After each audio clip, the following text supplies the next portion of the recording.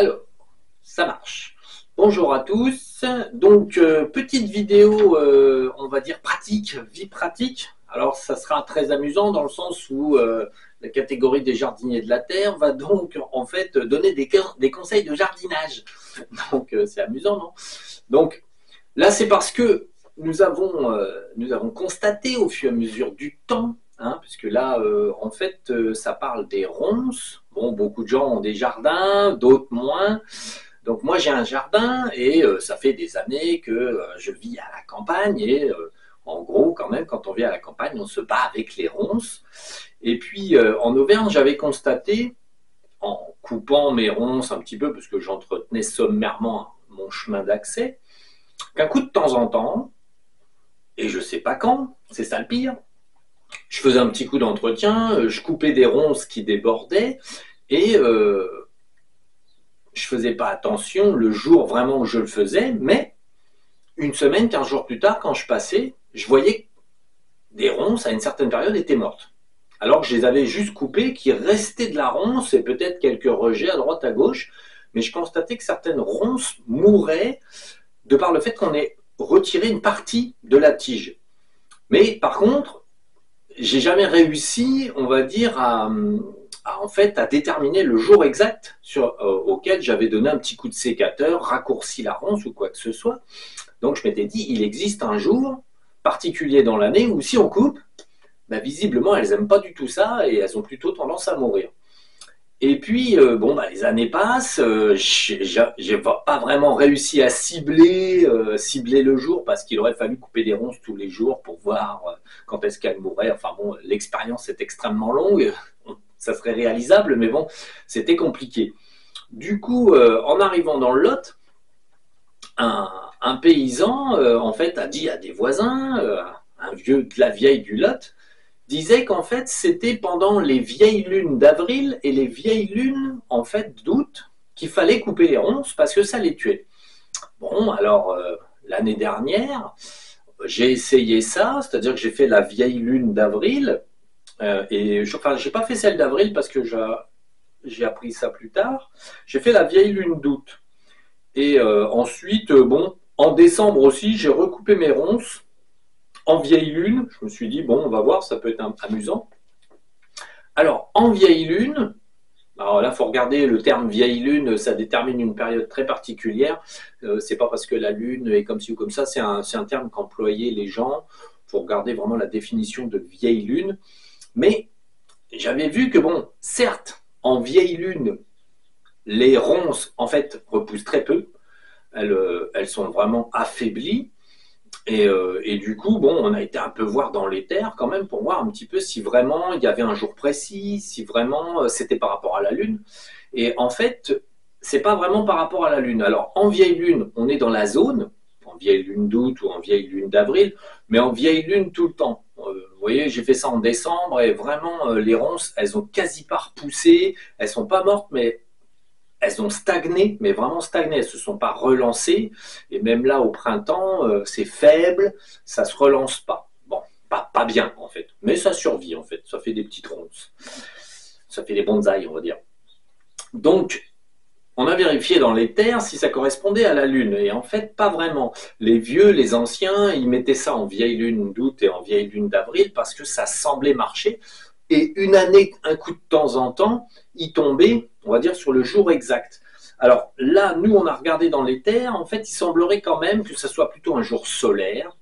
Donc ça tombe sur la période de la vieille lune, mais on va dire, on a 2 journées dans l'année où si on coupe les ronces, a priori, elles ont beaucoup plus de chances de mourir, tout bêtement, en fait, en les coupant ce jour-là, qu'en fait les autres jours de l'année. Donc en fait, ces jours-là, c'est le 17 avril. Le 17 avril, il faut couper ses ronces, pas avant, pas après. Et alors, sachant que si vous faites un petit peu avant le 17 ou un peu après, elles vont être affaiblies. Elles ne mourront pas, mais elles vont stagner. Elles vont vraiment stagner. Bon, elles pousseront beaucoup moins. Et ensuite, on a le 17 avril et ensuite, on a le 11 août. Ça, c'est vraiment la période où normalement, là, elles n'aiment pas du tout. Donc là, vraiment le 11 août, c'est pareil. Si vous faites un peu avant ou un peu après, ben, elles vont fortement stagner. Donc bon, voilà, ça c'était pour le conseil jardinage. Alors par contre, faut bien être clair. Si vous entretenez par contre quelque chose qui est proche des ronces, des mûriers, des framboisiers, des choses comme ça, surtout ne le faites jamais dans la période du 17 avril et du 11 août. Ne coupez pas des zones vives de ces plantes. Regardez ce qui est associé aux ronces. Hein. Ce qui est associé aux ronces en tant qu'espèce végétale, ne surtout pas les couper à cette période-là.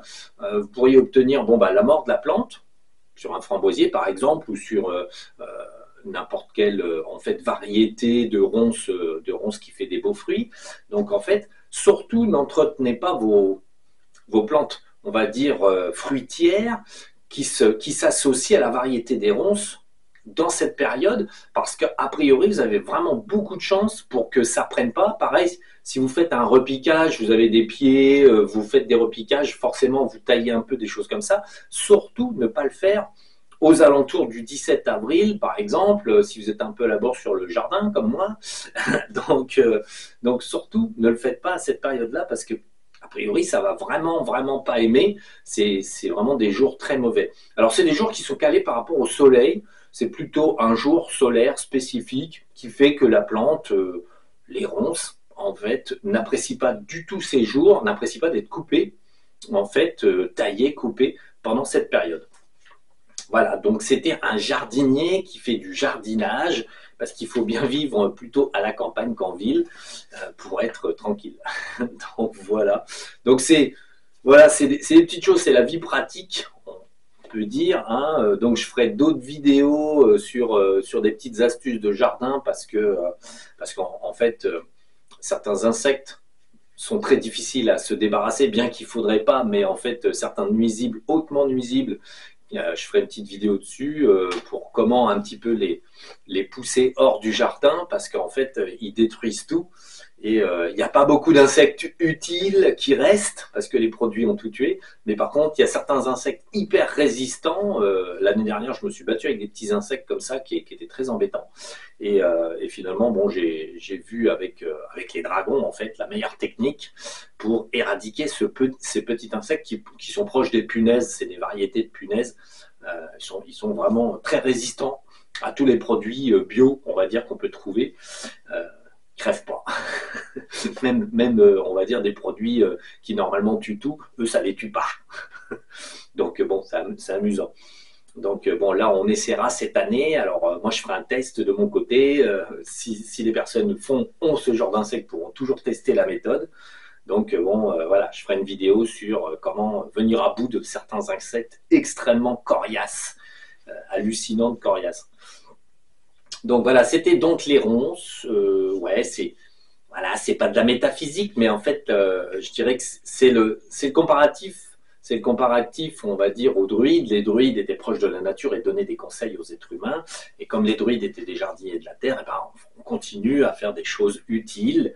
Donc bon, les ronces, c'est bon à manger, hein, le fruit de la ronce, mais c'est très envahissant. Et il y a des fois, on a un peu de mal à voir ses propres plantes à côté des ronces, parce qu'elles envahissent tout. Donc voilà. Alors c'était comment se débarrasser d'un roncier. Ça tuera peut-être pas 100% des ronces sur la bonne journée, mais a priori, moi pour l'avoir testé déjà, elles n'aiment pas du tout, et je pense qu'il y aura pas mal de pertes en respectant bien les jours de coupe. Ça devrait quand même vraiment bien aider. C'est l'une des seules méthodes qui fonctionne et qui ne fait pas appel à des produits chimiques et à des moyens dérisoires ou des choses comme ça, quoi. Voilà, c'est quand on a vraiment des problèmes de ronces. Bon, allez, bonne journée. Salut, à la prochaine.